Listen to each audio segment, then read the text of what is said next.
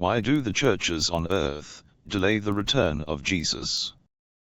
The second coming of Jesus took place nearly 2,000 years ago, involving his resurrection.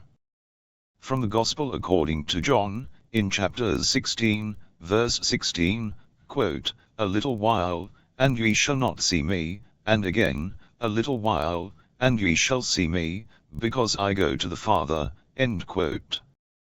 Note, it is written, a little while, and not 2,000 years later.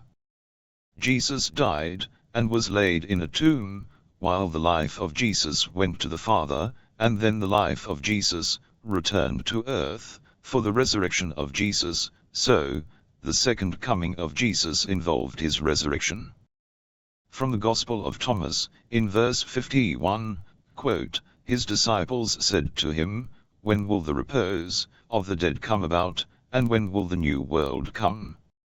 He said to them, What you look forward to has already come, but you do not recognize it," end quote.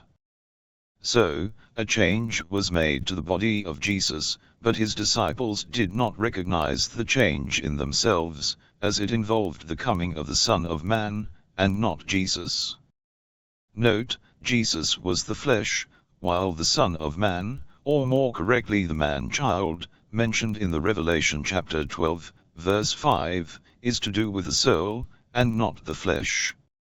Regarding the flesh, found in 1 Corinthians in chapter 15, verse 50, quote, "Now this I say, brethren, that flesh and blood cannot inherit the kingdom of God, neither doth corruption inherit incorruption."